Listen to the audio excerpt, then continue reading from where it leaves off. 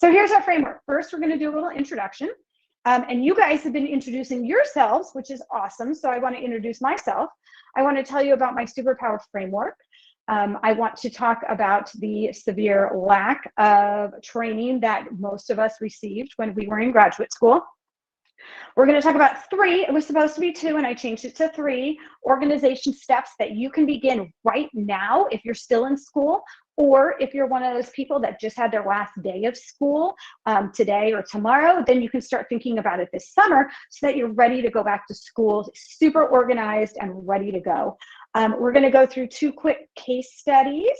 And we're going to talk about a possible solution that I have come up with, and then stick around to the end because I have a free product for y'all that I'm excited to give you.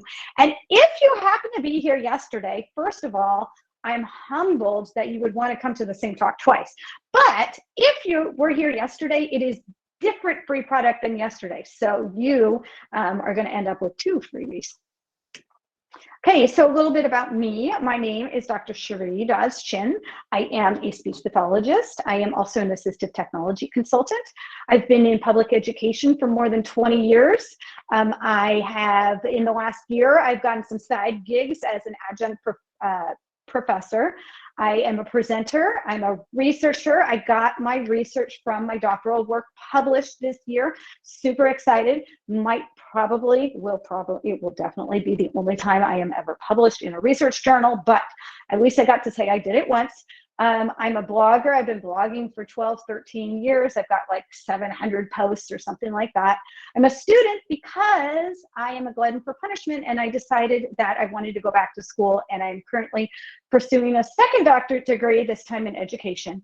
I am a mom of 2 teenagers, and I am a wife, and my lovely husband is the one who is admitting everyone into this meeting right now because y'all are outside of my organization of 1, and so you have to be admitted independently. Okay, so let's go. Yeah, I know, right? Thank you, husband. Okay, Lauren, I like you. You're funny. I like you. Okay, so let's go over my super powered framework. My job and what I love to do, besides working with kids and working with, my support staff, is helping speech pathologists and educators to become empowered. And so I have a framework where there's 3 main ways that I want to help you to become an empowered speech pathologist or educator if you happen to be an educator right now. The first is I want to help energize you because our jobs require so much energy. And I'm not just talking about physical energy, although of course that is a big component. I'm also talking about all the mental energy that we really have to put into this job. The other area is expand. We need to constantly be expanding what we know and being able to make it our own. So someone might have a great idea for you, but until you put it into your own practice and adapt it so that it fits just right with what you're doing, you're not really going to own it. So it's really important that you expand your mind in all those different ways. And then finally, and this is what we're going to be really concentrating on today, is that we need to be equipped. Now, to be an equipped speech pathologist or educator, there are 3 main components, and these are the components that make us equipped and organized. First, we got to be prepared to write it all down. Anytime you think you can remember something and you don't write it down, that's when you're definitely going to forget it, and it's not going to happen, especially as you get older. I'm telling all of y'all who are under 40 years old right now, just start writing it down right now because you're going to start forgetting it. The second thing that you need to do is you need to start really planning in advance. When I went through, and I'll show you this later, when I went through a list of all the things that you guys were concerned about, like where are the areas that you guys are having trouble with organization, quite a few of you were like, oh my gosh, I'm totally bogged down in IEP meetings, right? They're all coming at me at once. I haven't scattered them out. I don't know what to do. And I totally get you. I have been there. I've sat at 1,000 IEP tables. I understand. And then the last and probably the most important is that we've got to create systems. We have to know first, second, third, fourth, fifth, what we're going to do in order to make things go and run smoothly. Because as soon as you forget about those systems, you're going to also forget about how to get things done. So let's go back in time. We're going the Wayback Machine to the problem with SLP paperwork training. So this was just me. And granted, I was trained in the 90s, and maybe things have changed a little since then, but I've had a lot of grad students over the years. And so I don't think things have changed too much. I was trained to do, thank you, Lisa. I was trained to do therapy. I was trained how to do articulation therapy. I was trained how to do a little bit of fluency therapy. I was definitely trained to do some language therapy. I was also trained to learn how to be a good student and get A's on my tests, right? I learned how to study. I really wasn't trained to do paperwork. The most paperwork that I had to do was take data on a single child, individual or adult, depending on my clinic, one at a time, and then spend the next 2 days writing up my data, or doing that with an evaluation where you have a grand total of one eval at a time. Now, I'm guessing if you guys are anything like me, that you don't have just one eval at a time that you're working on. Am I right? Can you guys put in the chat, how many evals do you typically have going at any given moment? I know when I asked this yesterday, I had someone say that they are currently working on 23 evals at this exact moment. So I want to see who's going to be the winner here. How many are you working on right now, assuming you're still in school? Because I know a few people just got off of school, and congratulations, by the way. 6, yeah, okay. I've seen a number for 6. Ebbs and flows, right? I mean, of course, it's going to ebb and flow, and sometimes of the year it's going to only be 1 or 2. But yeah, I'm seeing a number of people with 5 or 6, right? So we weren't trained to juggle all that. Like, your mind is just going. I know right now I'm doing AAC evals on students, and I think I have 15 going right now. I have 15 OGCOM evals going. So it's crazy. So we were trained to do almost no paperwork, but my reality, at least, was once I entered the schools, that most of my job ended up being paperwork. I did do therapy, of course, and I loved the therapy, but so much of what I actually sit down and do during the day or after school hours, as many of you know, is that paperwork. It's writing up the evals, it's writing the IEPs, et cetera, et cetera. So I love this meme. It's from a few years ago, but it is one of my favorites, especially because it's got a super girl right in the middle, which is who I would like to identify with. That the reality, yeah, right, Donna. So the reality is everyone thinks, oh, I do all these different fun things. But what I usually feel like personally is that poor woman in the bottom right quadrant who's like just being buried with paperwork. If anyone else can relate to that, put something in the chat. Erin, you can get this meme just by going online and, Googling what a speech therapist really does, and then just, taking a screenshot.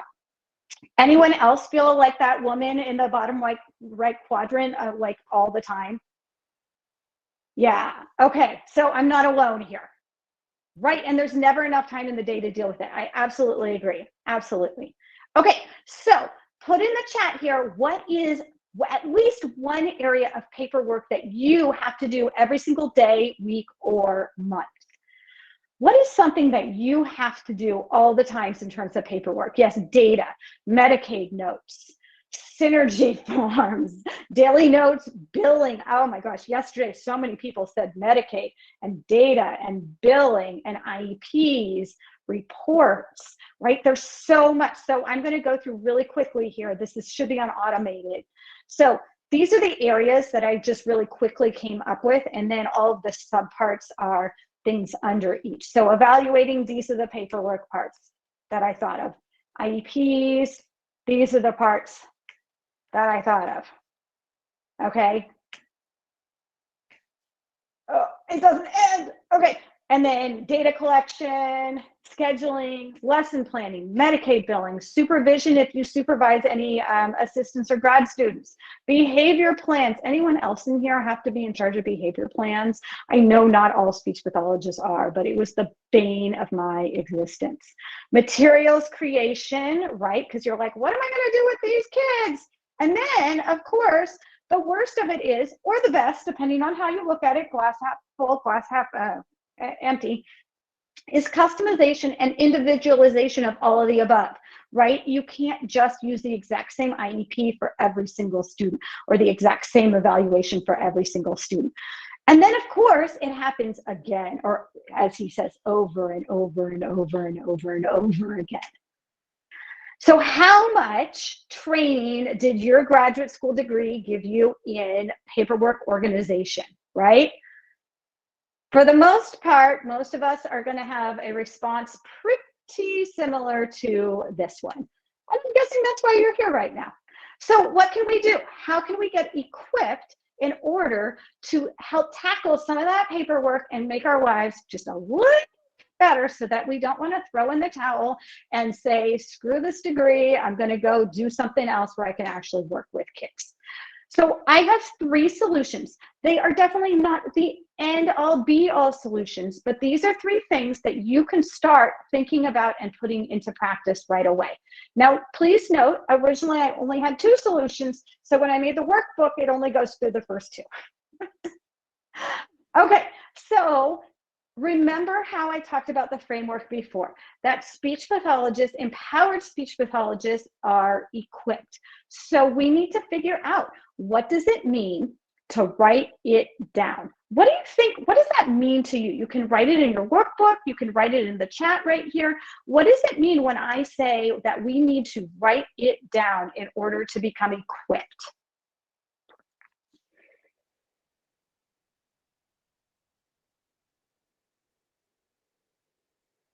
Great, Lorraine said checklist. That's a great way to do it. Making a list of things that you need to do. Yeah, to-do list. I see a lot of lists.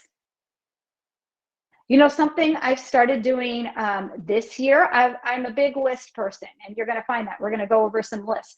But sticky notes, I love sticky notes. Okay, funny / not funny story. I had sticky notes and some paperwork today, and the sticky was too sticky, and it actually peeled off some of the text when I took the sticky note off, which was bad because it was a release of information. So I had to tape that part of the text back on. If you don't write it down, it never happened. Thank you, Donna. That's really important for our data. But something I've started doing this year, and I know a lot of people are not going to be able to do this, but I've started doing basically a diary of my day. This is who I talk to and when I talk to them.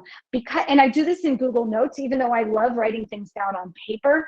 I'm doing this in Google Docs because then I can go in and search later and be like, what day did I talk to so-and-so? And I have it all written down. It's pretty time consuming. I don't necessarily recommend it, but it has been a lifesaver for me this year. Okay, now let's go to the second part, plan in advance. What do you think planning in advance means as a school speech pathologist or educator?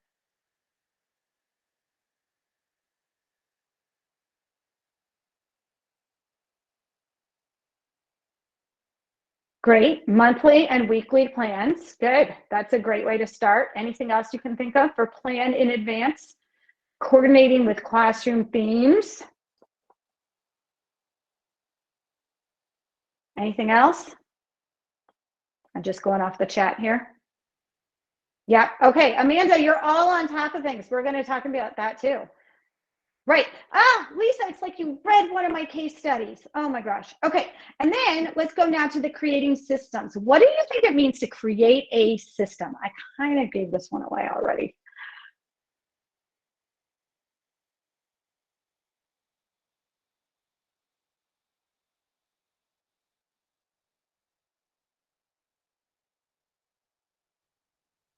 Silence. That's okay.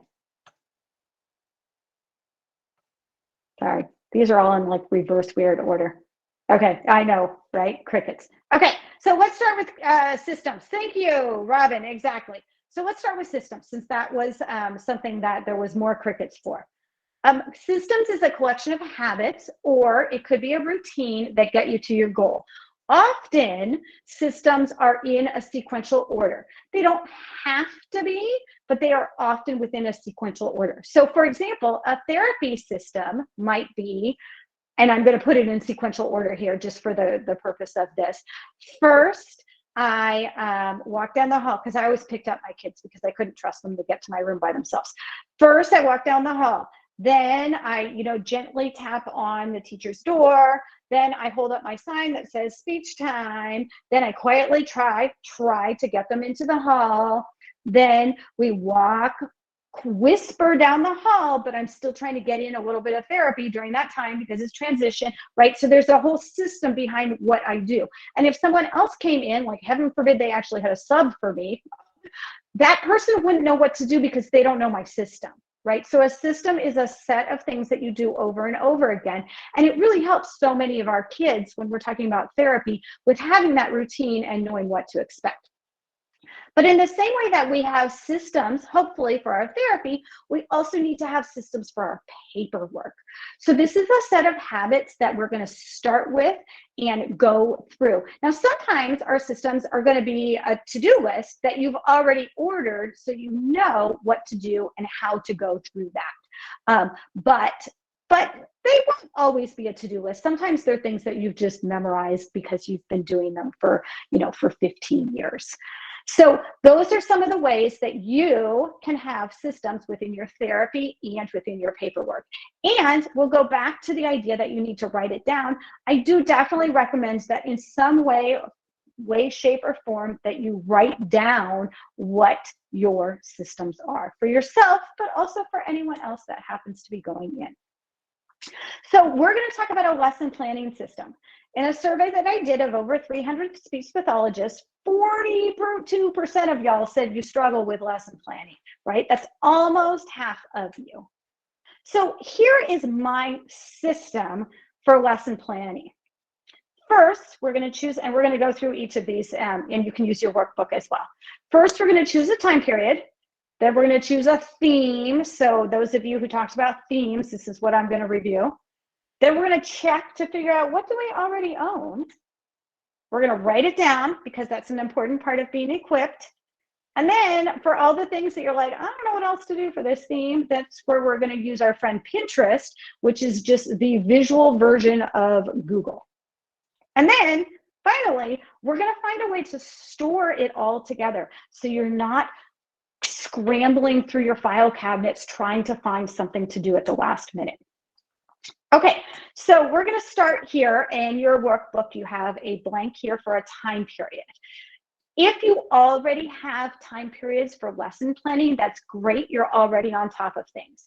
If you don't yet have a time period, I want you to consider, how often do you want to have new lesson plans? Do you want new ones every week, every 2 weeks, or every month? And I'm going to tell you kind of the advantages of each. So having them every week means that you're never going to get bored.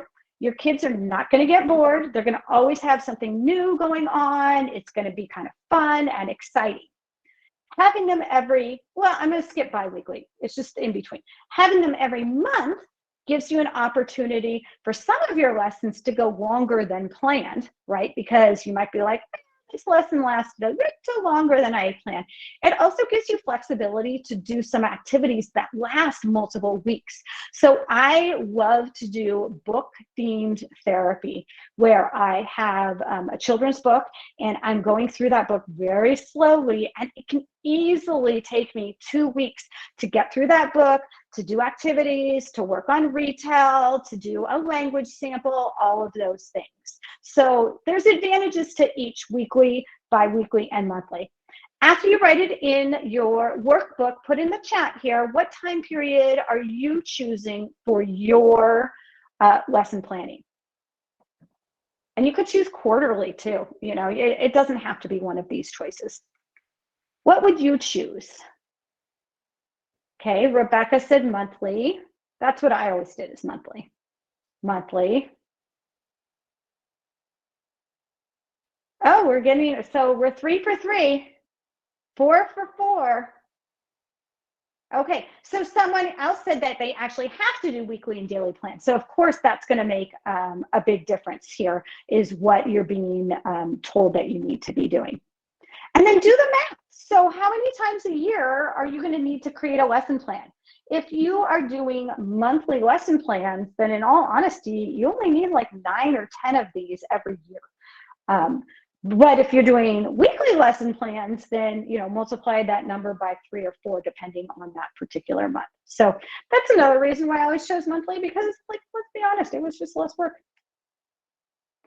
And so that then goes to how many themes are you going to need to prepare for. So theme ideas. In your workbook, you can write these down. I'm just going to tell you some samples. If I was thinking about the month of September, some of the themes that I would just brainstorm, it doesn't mean I'm going to do these, I'm just going to brainstorm them, is I might do fall, because where I live in Portland, Oregon, we actually do get a fall. I know not everyone has a lot of seasons. Back to school, because we in my school start in September. We go until the middle of June, but we start back in September. Apples, and that's what we're going to be talking about, because who doesn't love an apple? Pencils, because, you know, school related. And circus, because I always stick in the word circus in there. I don't know why. I've never actually done a theme for circus, because clowns are kind of scary. Backpacks, yeah, that would be fun. Someone said one yesterday, and they said buses, and I was like, wow, how fun. I mean, if you've got little kids, they might be totally into the whole school bus thing, or then if you have older kids, you can start comparing, you know, a school bus versus a Greyhound bus versus a, you know, public transportation bus. So all different things that you might want to think about for any particular given month or week or bi-weekly or whatever it is. Oh, besides backpacks, which was a great idea, what other themes do you think you might want to consider for, like, let's just say September or August, whenever it is you go back to school? Ooh, pirates, because Talk Like a Pirate Day is somewhere in there. I don't know when exactly. That's a fun one. Friends, yes, I think Friends is a great one, because it can go across any grade level. It doesn't matter if you're in 12th grade or kindergarten, you can do Friends. And I gotta say, squirrels, you can do across any grade level too. Fun fact, if you ever listen to the podcast, Stuff You Should Know, they just did an episode on squirrels. I recommend it. It's funny. Intro to therapy, the why, the goal, the expectations, of course. Yes, I always do that at the beginning of my school year as well. Okay, let's move on. So here, we're going to be starting to fill out our form here. So put at the top of your worksheet, on the top left, you're going to put in the theme that you're going to be thinking about. So whatever, oh, thank you, Elizabeth. She loves Stuff You Should Know. Okay, so put up here pirates or friends or squirrels or whatever it is that you might, this is just hypothetical. You don't have to actually follow through with this. And then what I want you to do is just in your brain right now, we're not going to go search anything out. In your brain right now, see if you can think of what you already own or do that relates to that theme. Ooh, Rebecca said she does something on first impressions at the high school level. Another great thing to do at the high school level is something about social media, right? So you could use social media to do introductions to other people, but then you can also go into, you know, like safety in social media, and what are the types of things that people should and maybe should not be, and why. Like, why is it not a great idea to put nude pictures up on social media, even to like a small group of people? So that's another great theme you could be doing if you work with older students. Okay, so hopefully you're putting down right now any books or stories that you can think of that have to do with that theme, any games you might own. If you work with little kids, toys, any activities that you like to do. Craft supplies, to me, craft supplies means colored paper, like construction paper, and markers and glue. That's usually the extent of my craft supplies, but I love to do crafts. I just keep it super simple. Oops. Okay, so And if you have any online activities that you know off the top of your head, then I'm super impressed. To me, usually these are the only things I can think of when it comes to a theme without starting to dig around. And then this is my down and dirty version of it. It doesn't look great, but if I did the theme apples, then the toys that I already know offhand that I have are, I have an apple sorting toy and I have some fruit petting toys. I own the book called Apples to Oregon, and I don't own this one, but I just found another book called Bat Apple. Let's just say I got that from the library. Games you could play with older kids, you could play something like Apples to Apples. Activities, you could do an apple craft where literally you're just, you know, cutting out the shape of an apple and gluing on some little seeds. And anything else, I have some apple file folder activities, right? So this just gives me kind of a backbone for what I'm going to be doing with my students. And then what I'm going to do is I want to fill in the rest because I want to have lots of ideas, because you never know when you're going to get a student that's like, oh, I hate this. This is no fun, right? So you're going to go to Pinterest and you're going to type something in like Apple speech therapy or free Apple speech therapy, right? If you want to just find the free things. Or whatever it is that your theme is, and then just see what pops up. And what I love about Pinterest, and you know, Pinterest has been around for quite a while at this point, so I think most of you are familiar with it. What I love about it is that a good Pinterest pin will show you a preview of what you're getting. So unlike when you just do a Google search, you have no idea what you're going to be clicking on, a good Pinterest pin gives you a very quick idea of what you're going to be getting if you click on that. So you can see right there, this one, I happen to know this one is Excellent by A Perfect Blend. It's a mini unit, it's free, it has all sorts of things. Yeah, Lorraine says she usually goes to Teachers Pay Teachers, and that's another great option, but what you'll find, Lorraine, is most of those Teachers Pay Teachers things are also here on Pinterest. So you get to kind of find everything all at once if you go to Pinterest. And then you fill in the rest. So from my Pinterest search, I found a couple more ideas. I came up with some new activities, some new a new game, and I filled in all the rest. And then that's just your backbone. We're not going to go into more detail about the lesson planning right here, but I love having a backbone because then I can go, okay, so today I'm going to be playing Apple Bingo with my kids. Now, in my head, and I don't even always have to write this down, how can I adapt Apple Bingo to work with a language kiddo in my first group, 2 Arctic kiddos in my second group, and a fluency kiddo in my third group? I don't have to come up with new materials. I just need to come up with a way to adapt it for each of the groups. And then you're not trying to, you know, go around and gather all your materials last minute and things like that. You just know this is what I'm working on today, or this is what I'm working on with the little kids, and then maybe I'm working on slightly something different with the older kids because it's not appropriate for whatever reason.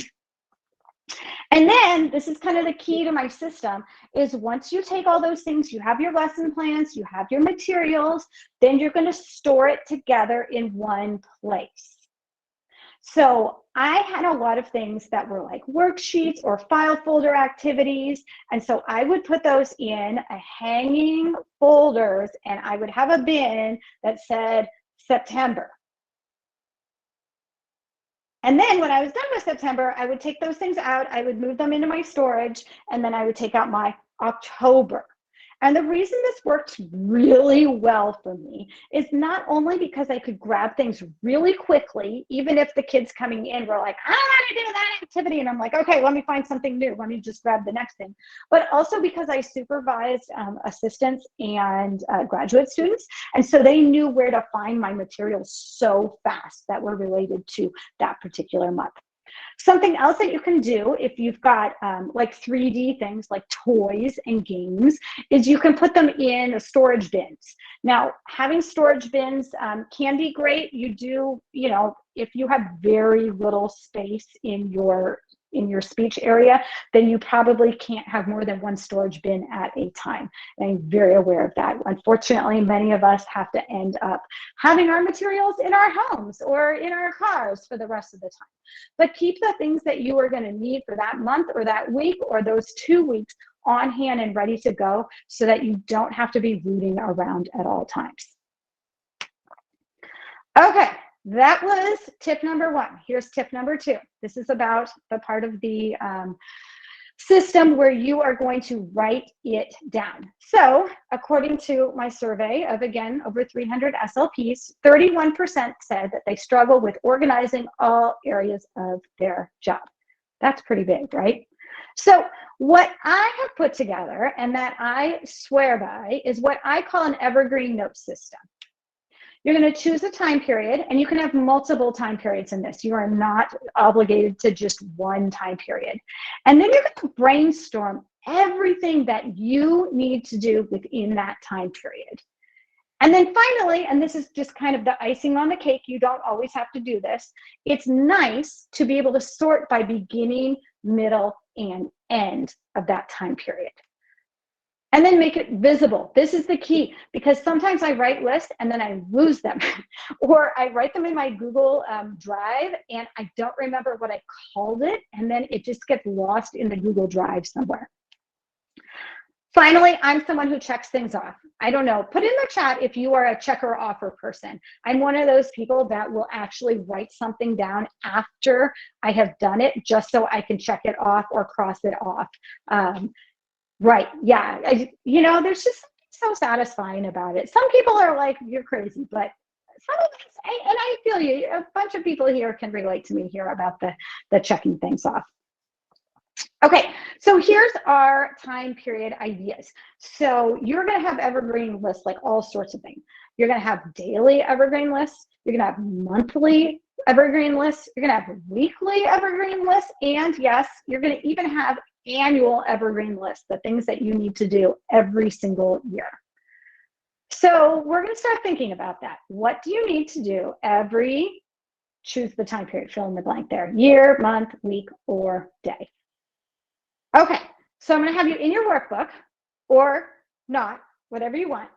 You're going to think of one time period. So you can choose day, week, month, or year. And then I want to, I'm just going to give you like 30 seconds. I want you to either write down or mentally note. But again, remember, if you don't write it down, it's like it didn't happen. Write down everything you can think of that you have to do in your job as a speech pathologist within that time period. So if it's by the day, what are all the things you need to do in your job every single day? If it's by the week, write those things down. I'm just going to give you 30 seconds. I know you're not going to have enough time to do a complete list, but write it down on your list or mentally. I'm probably going to give you less than 30 seconds because crickets are hard to listen to in a webinar.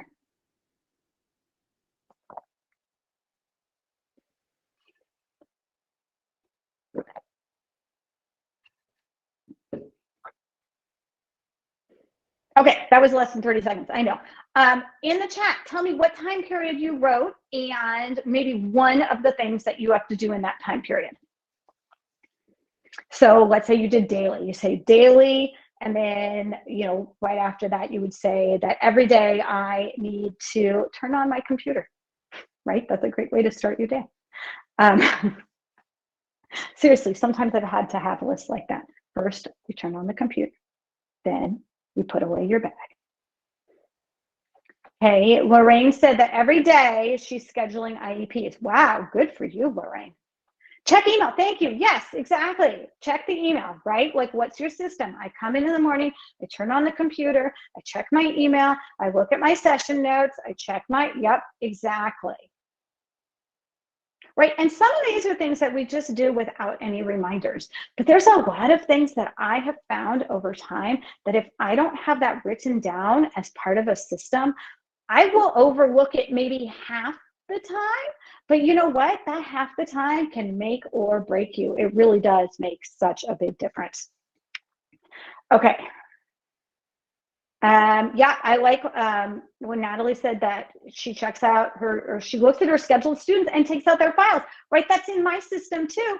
And yet sometimes I still didn't do it. And then the whole rest of the day, I'm like, where are their files? Where are their files, right? And then finally, we're not going to do this right now, is you can take your list and kind of divide it up.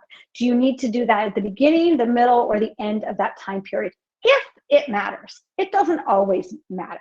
But there are some things that we do during our day that you really have to do first thing in the day. You don't do it later in the day. You do it at the beginning of the day. This is especially true for things like your annual list, right? What you do at the beginning of the year is going to look quite different than what you do at the end of the year.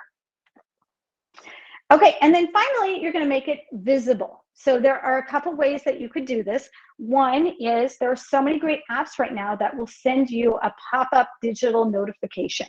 And I think that those are really, really valuable for some people. They're not valuable for everyone, because if you get a lot of notifications, then you've learned just to ignore them all. If that's the case, then try one of these other ones.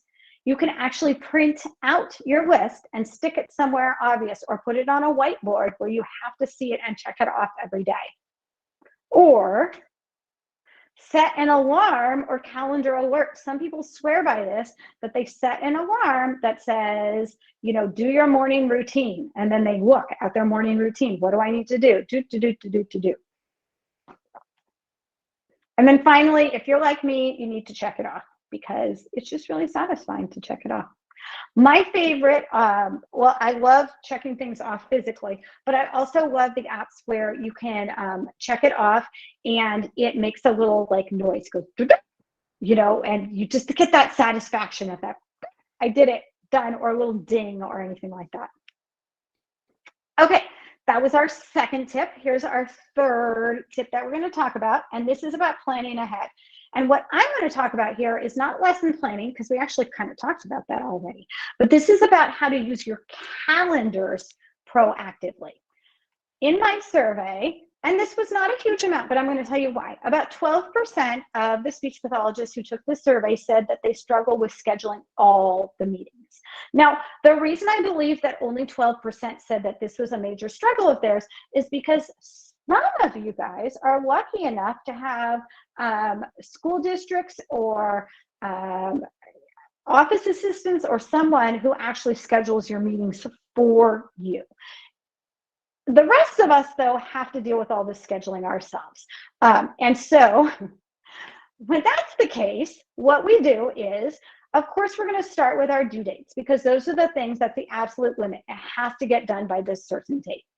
But here's the key that's different than what a lot of people are doing, is that what you need to do is you need to take that due date and then count backwards to figure out when you're going to be scheduling.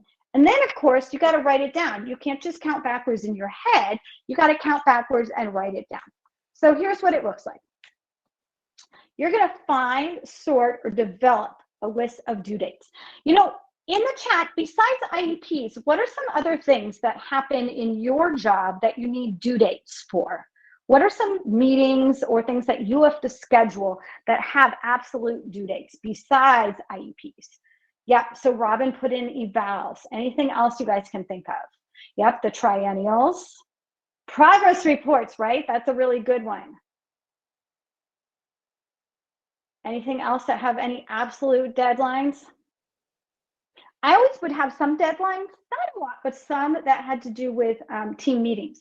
Like we have to meet every month, for example, or something like that.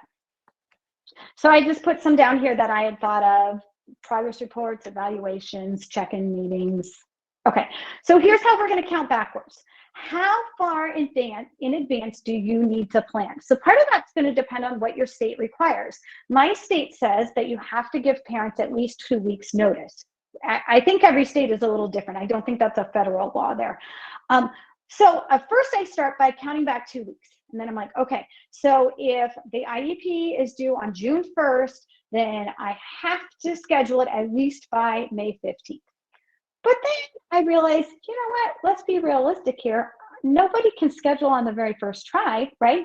It typically takes me about 2 additional weeks to find a time when everyone is available. So my general recommendation for myself, at least, is to start scheduling those IEPs at least 4 weeks in advance, and to start scheduling my evaluations 12 weeks in advance before their due date. This is going to be totally different for you depending on your school, on your regulations for your state, on how receptive your team and your families are to getting back to you right away. I have a lot of families that it takes a really long time to get them to come back, or we have to find an interpreter. And so, you know, there's just a lot of moving pieces. So that's why I try to give myself plenty of time. Matter of fact, I often give myself more than 4 weeks. What I'll often do is I'll put on the calendar that on April 1st, I'm going to be planning all my IEPs that are due in mid-May. Right, so I like to use the first of the month as kind of my reminder to self. Here's our count backwards. I already explained why. And then you're going to write down the schedule date. So of course the due dates are important, but what's even more important is writing down what day you're going to start scheduling those meetings, because that's the visible part. For me, it was the first of the previous month. For you, it might be, I don't know, whatever it is, but I don't do it like the first and then the third and then the 16th and the 18th, because that gets too confusing. I just put all of them down as the first. So if there are 6 IEPs due, heaven forbid there were only 6 IEPs due in May, I would put all 6 down on April 1st, saying start scheduling these IEPs as a reminder that that's when I'm going to start sending out the emails about we need to schedule so-and-so's IEP. And then I have a number of tools that I would use from there, because it's a whole system that I've created for scheduling these meetings. And then, like always, check in, check it off. Okay, of those 3 tools that we just talked about, which of those do you feel like is something that is the most challenging for you? Writing it down, creating systems. Yeah, I'm blanking because I'm on stage right now. Which of those is challenging for you, or pre-planning? The lesson planning, yeah. Writing reports can take a really long time, that's true. Yes, I know, right? Remembering to check the list, which is why I said you got to make it visible. I have too many lists that just get buried. Pre-planning and creating systems, and the systems end up being key, right? Yeah. Okay, so we're going to take a look at two fake/not fake SLPs. First is Trina. She's a 3rd-year SLP in the school. She's beloved by her students. They all love her. She's so much fun. However, when the kids come into the speech room, she spends the first 5 minutes pulling out worksheets and games and figuring out what she's going to be doing with these students. The principal has asked for lesson plans and is currently on month number 2 of waiting for them to actually come in to her office. So which framework areas, if you were Trina, which of these areas do you think that she should start thinking about first? Planning in advance, creating a system, or writing it down? And there's no right answer here, right? Just like so many things that we do, it's all totally subjective. So planning in advance, we have a couple people who think that that needs to be her first step. Doing her lesson plans for the principal, right? Which might involve creating a system. Anything else? What else do you think?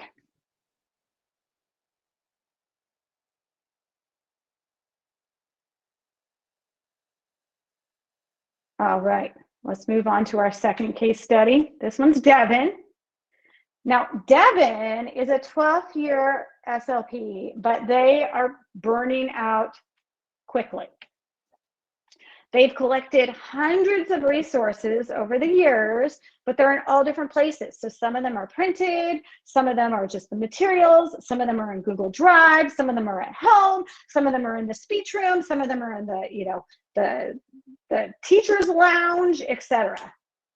And they can't remember what they already own. They've spent, you know, hundreds of dollars, thousands of dollars possibly, and they don't even remember what they own. So they tend to use the exact same game over and over and over again because they just own so much it gets overwhelming. So think about those framework areas. Which one do you think Devin should address first? Do you think that they should be working on planning in advance, creating a system, or writing it down? creating a system, writing it down, right? So yeah, see, there's no right answer here because everyone's going to, you know, approach this a little bit differently. But everyone seems to agree that planning in advance is probably not the way for a Devin to go right now. All right. Okay. Do you guys know anyone that sounds like either of these speech paths in these case studies? If so, and it doesn't have to be you, put in the chat that, yes, I know someone just like that. We have some yeses. I've been both, I know, right? I've been both at different times myself. And Devin is me. Oh, I know, right? So I'm going to say me too, because I was definitely one of them. So here's what I did, guys. I took all of these areas that were really hard for me. I needed accountability to get moving and stay on track. I needed deadlines to get my butt into action. I definitely, and I still do this, I still struggle with doing the most important things first. I like to do the fun things first. Can anyone else relate to me there? Doing the fun things first? Yes, thank you. Okay. This is not me anymore, but this used to be me. I'm often doing things last minute. And this is also not me anymore, but this used to be me. I stay way too late at work, or I have to work on the weekends because there's just so much I can't get caught up. And some people, this again is not me, but I've definitely heard people who have talked about this, that their administrator or colleagues have noted that they really do struggle with planning or organization. I had one person come in who took my course, and she said, you know, I think I was on the edge of losing my job because I was so disorganized, and I was able to pull it together, and I'm really starting to thrive within my work now. So that made me really happy. So all hope is not lost, right? I too have struggled with all of these things, but I've learned with practice and a whole bunch of systems to develop the habits and routines that have allowed me to thrive in my job, raise my children, and take care of my husband. I say take care of my husband because he has a chronic illness. Have a side job to help increase my salary because my husband's not able to work. Get my first doctorate, publish my research, oh yeah, and go back to school and work on another doctorate degree. So all hope is not lost. You can get your things, you know, your stuff together. And so what I did was I put it all together in a course that I have now used with over 300 speech pathologists who are struggling in a lot of the same areas. So I'm going to kind of introduce you to the course and show you, maybe, if it works, show you around a little bit. So what I have here is a course called Super Organized SLP. And within this course, you know, I acknowledge the fact that you guys are just like I was. But what I provide in this course is step-by-step directions through over 18 lessons and 4 organizational systems. I give you videos, handouts, homework, and more. I'm going to give you a bunch of materials and templates from my store, which is one of the oldest TPT stores out there. I've got like 300 products. It's been running for more than 10 years. You'll have access to a community of other people who are going through the same thing and learning as well. Okay, so this is what it looks like once you're in the course. So you have down here all these different modules, and then you've got videos, you've got complete and continue text with all sorts of links in here. I give you extra videos. I'm going to give you a whole workbook and how to go through it. And then you're going to get these 4 modules, which include 4 to 5 different lessons full of videos, full of templates, full of all sorts of things. And then there's a community, there's a wrap up, there's all sorts of good stuff. Really scenes from Warsaw. They are scenes of Warsaw. You have to be September 1st. Somebody got turned on their microphone. Oh, okay, she fixed it. Okay. Now, when I ask some of you guys, what is it that you need the most help with in terms of organization, this was part of the list. It just keeps going, right? This just keeps going. And I started looking through it and I was so excited because I was like, oh my gosh, these are all things that I address within the course. Because when you go through the framework, you're going to be talking about, we're going to be going over scheduling, making sure that everything gets done, having time to do it. We're going to have a whole section on data collection, a whole nother section on IEP scheduling, right? So I just started going down this list and I was like, yes. In addition, you're going to get tons of material from my store, like $200 worth of materials from my store. You get an exclusive 42-page course workbook. You get to be part of the community. I'm having some current trouble trying to get the Facebook community working right now, but there is also community within the teaching platform. And then you get lifetime access, like I said before.